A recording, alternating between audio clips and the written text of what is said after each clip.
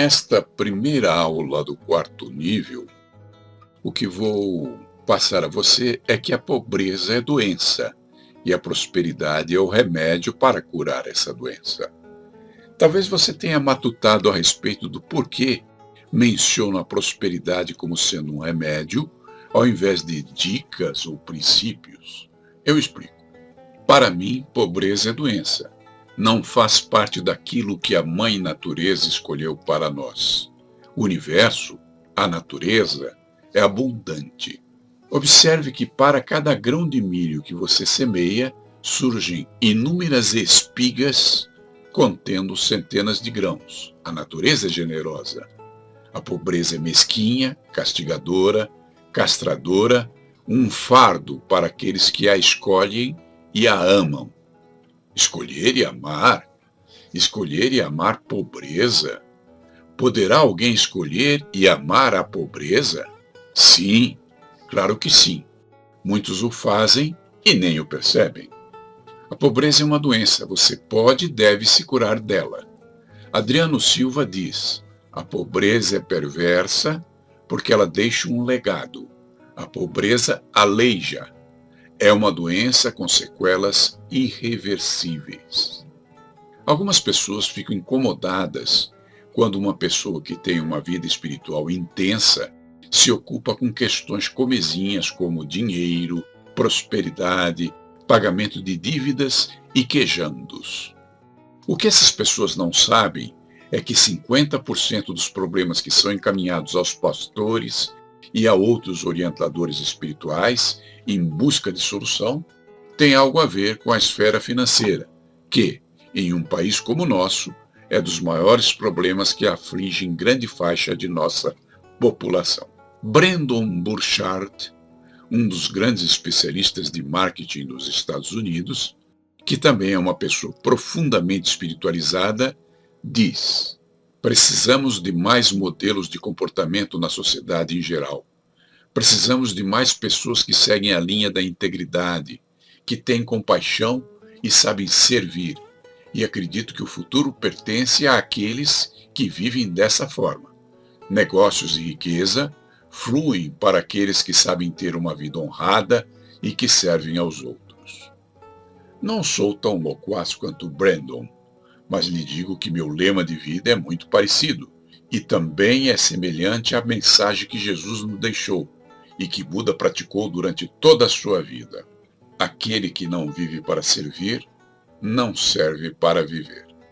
Como professor de marketing nos cursos de pós-graduação de várias faculdades e universidades brasileiras, como empresário e como orientador de diferentes instituições de natureza espiritual, sou procurado por inúmeras pessoas que passam por diferentes níveis de dificuldade em relação a dinheiro, dívidas e ideias de negócios.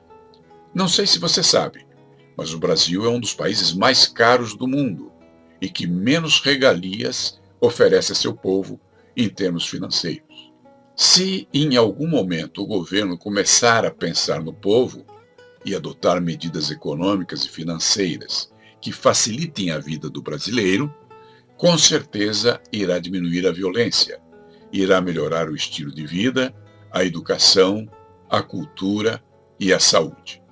Meu amigo, o Ricardo Noleto Teixeira, que já morou 14 anos nos Estados Unidos, comprou lá um Nissan Sentra, usado, tendo pago por ele uma quantia tão ridícula que aqui no Brasil mal daria para comprar 2 rodas desse carro.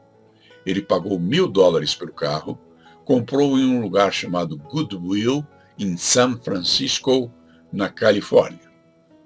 Os carros do Brasil custam um absurdo, de 5 a 8 vezes o custo dos carros na América. E lá na América, a alimentação também está mais barata, nessa mesma proporção. Quanto aos aluguéis ou compra de casas por lá, está mais ou menos no mesmo padrão que nas grandes capitais brasileiras. Ou seja, viver na América custa muito menos do que viver no Brasil em todos os sentidos. No mundo inteiro, os bancos cobram juros baixíssimos. No Brasil, não. Aqui é um assalto. Quando a HSBC, um dos maiores bancos internacionais, veio para o Brasil, eu pensei que iriam praticar aqui os juros que praticam lá fora. Mas não. O governo brasileiro os obrigou a adotarem as mesmas taxas de juros praticadas pelos demais bancos brasileiros. Conversei com o executivo desse banco e perguntei por que o banco deles não praticava no Brasil os mesmos padrões econômicos que adotava em outros países. Ele me disse que se o governo brasileiro tivesse permitido isso, em 6 meses quebrariam o Itaú e o Bradesco.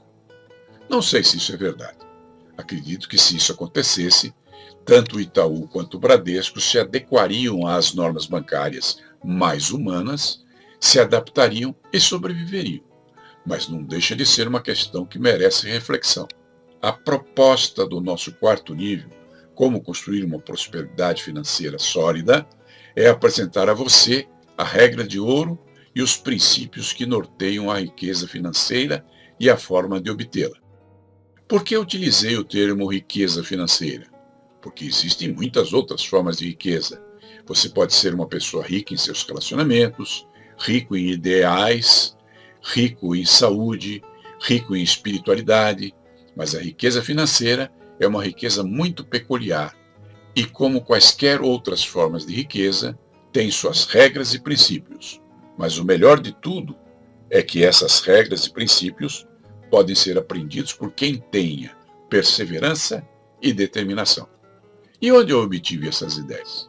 Em vários lugares. Algumas delas vieram de documentários e entrevistas que assisti na televisão e anotei para compartilhar com nossa família transformacionalista. Outras aprendi diretamente dos 6 bilionários que conheci pessoalmente.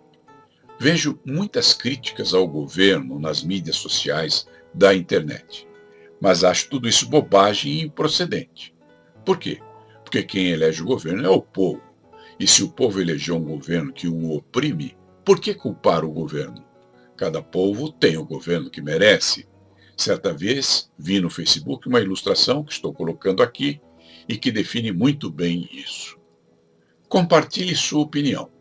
Se você tivesse apenas R$ 1.000, em que você investiria para sobreviver financeiramente? Se você tivesse apenas R$ 10.000, em que você investiria para sobreviver financeiramente? Se você tivesse apenas R$ 100.000, em que você investiria para sobreviver financeiramente? Pare de ouvir este vídeo e me faça um grande favor. Envie sua resposta a essas 3 perguntas pelo Zap de nossa família transformacionalista. Isso vai ajudar outras pessoas e vai gerar um karma positivo que certamente vai contribuir para a sua melhoria financeira. E quando você vir outras pessoas respondendo a essas questões, faça um comentário a respeito das respostas delas, pois é dessa troca de ideias que nasce a luz. Tenho uma vasta biblioteca sobre o assunto: finanças, dinheiro, investimentos, empreendedorismo e, é claro, marketing, que é a minha especialidade. Ao longo dos anos, venho colecionando histórias verídicas sobre sucessos reais, e algumas delas vou compartilhar com você nas próximas aulas deste quarto nível de nossos estudos. Tenho observado que as pessoas que atingem o sucesso financeiro não têm nada de especial, embora compartilhem algumas qualidades que são comuns a todas elas. E das qualidades que compartilham, com certeza a mais importante é a persistência. Tem muita gente que pensa que a lanchonete McDonald's tem o sucesso que tem devido à inteligência da família McDonald. Mas isso não é verdade. A história é bem diferente. Dick e Mac McDonald tinham uma única e bem mal sucedida lanchonete em Illinois, nos Estados Unidos, nos anos 50 do século passado. Você tem aqui em cima uma foto dessa primeira lanchonete do McDonald's. E é claro que, como qualquer lanchonete, lá também eram oferecidos os melhores sanduíches que eles conseguiam preparar. Mas estavam quase falidos e teriam desaparecido do mapa sem deixar traços, e você nunca teria ouvido falar deles se não fosse por um homem que possuía uma grande visão do mundo de negócios e que se chamava Ray Kroc. Ray Kroc fez das lanchonetes McDonald's um sucesso. E o lema mais famoso de Ray Kroc eu li em uma placa de bronze em uma lanchonete do grupo McDonald's na cidade de Orlando, na Flórida, quando levei meus filhos à Disneyland. E nessa placa estava escrito: nada no mundo substitui a persistência. O talento não pode. Não há nada mais comum do que homens talentosos e fracassados. Genialidade também não pode. Gênios incompreendidos são mais comuns do que afirma o provérbio. A educação não pode. O mundo está cheio de pessoas cultas, abandonadas à própria sorte. Apenas a persistência e a determinação por si só são onipotentes. Quem disse isso foi o Ray Kroc, que foi o verdadeiro fundador da corporação McDonald's.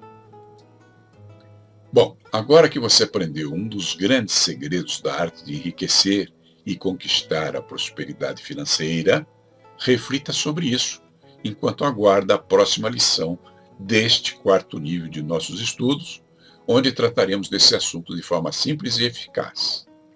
Essa aula lhe será enviada juntamente com a segunda remessa, quando você der continuidade a seus estudos. Grande abraço, até lá!